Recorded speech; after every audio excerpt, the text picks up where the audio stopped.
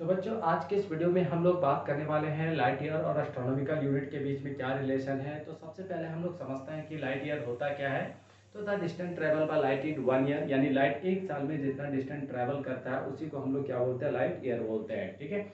और दूसरा हमारा एस्ट्रोनॉमिकल यूनिट। तो एस्ट्रोनॉमिकल यूनिट क्या होता है, तो the mean distance between earth and sun, earth और सन के बीच का जो एवरेज डिस्टेंस होता है उसी को हम लोग क्या बोलते हैं, एस्ट्रोनॉमिकल यूनिट बोलते हैं। ठीक है। तो आज हम लोग क्या बात करने वाले हैं, relation between light year and astronomical unit. तो चलिए देखते हैं। तो 1 लाइट ईयर की अगर बात करें तो 1 लाइट ईयर का वैल्यू कितना हो जाता है, तो 9.46 इंटू 10⁻15 मीटर। ठीक है। और 1 एस्ट्रोनॉमिकल यूनिट्स की अगर हम लोग बात करें तो इसका वैल्यू कितना है, 1.496 इंटू 10⁻11 मीटर। ठीक है। तो हमें रिलेशन निकालना लाइट ईयर और एस्ट्रोनॉमिकल यूनिट के बीच। ठीक है। तो लाइट ईयर जो है बड़ा यूनिट है किससे, एस्ट्रोनॉमिकल यूनिट से। तो हम लोग यहाँ पे कंपेयर करना चाह रहे हैं कि जो हमारा लाइट ईयर है वो कितने एस्ट्रोनॉमिकल यूनिट्स के बराबर होता है। ठीक है।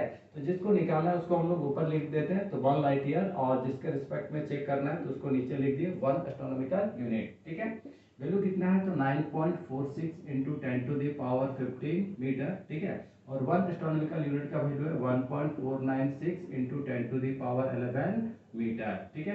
तो जब आप इसको फर्दर सॉल्व करेंगे तो आपको मिलेगा 1 light year equal to 6.3 into 10⁻4 astronomical unit. ठीक है। तो ये हमारा हो जाता है रिलेशन किसके बीच, लाइट ईयर और एस्ट्रोनॉमिकल यूनिट के बीच, कि जो हमारा लाइट ईयर है वो कितने एस्ट्रोनॉमिकल यूनिट्स के बराबर है, तो 6.3 इंटू 10⁻4 एस्ट्रोनॉमिकल यूनिट्स के बराबर होता है। ठीक है। तो आई होप बच्चों आप सबको ये समझ में आया होगा। तो मिलते हैं अगले वीडियो में नए रिलेशंस के साथ। ठीक है।